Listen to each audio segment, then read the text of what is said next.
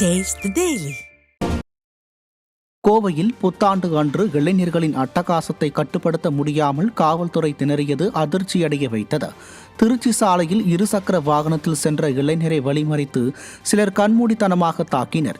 காந்திபுரம் பகுதியில் மதுபோதையில் சிக்கிய இளைஞர்கள் புத்தாண்டு வந்துருச்சு சார், சாவியை கொடுங்க சார் என்று காவலர்களிடம் கெஞ்சியபடி அங்கு இங்குமாக அலைந்தனர். சிவானந்தா காலனி பகுதியில் நடுரோட்டில் பைக்கை நிறுத்தி இளைஞர்கள் சிலர் தகராறில் ஈடுபட்டனர். கடந்த ஆண்டு அத்துமீறியோரை அறிவுரைகள் கூறி அனுப்பி வைத்த காவல்துறை இந்த ஆண்டு டென்ட் அமைக்கப்பட்ட முகாம் இருந்தும் சாலையிலேயே அவர்களை நிற்க வைத்திருந்தனர்.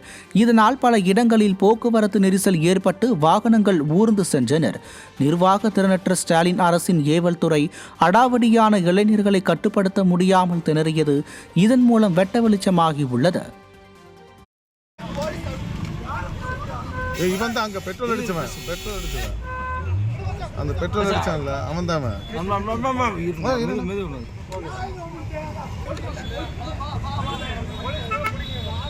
வண்டியில் சாவி எடுத்துட்டானே போயிருந்தேன்.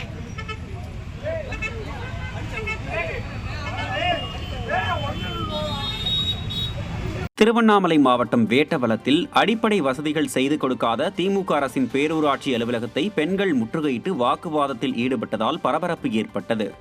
வேட்டவலம் பேரூராட்சிக்குட்பட்ட 2வது வார்டு பகுதிகளில் 1 மாதத்திற்கு மேலாக கழிவுநீர் கலந்த குடிநீர் வழங்கப்பட்டு வருவதாகவும் சாலைகளில் கழிவுநீர் தேங்கி நிற்பதாகவும் குற்றச்சாட்டு எழுந்துள்ளது. மேலும் இதுகுறித்து பலமுறை புகார் அளித்தும் திமுக அரசின் அதிகாரிகள் எந்த நடவடிக்கையும் எடுக்காததால் ஆத்திரமடைந்த பெண்கள் காலி குடங்கள், பழுதடைந்த டியூப்லைட் ஆகியவற்றுடன் போராட்டத்தில் ஈடுபட்டனர். அதிமுக கவுன்சிலர் வார்டு என்பதால் புறக்கணிக்கப்பட்டு வருவதாகவும் குற்றம் சாட்டினர்.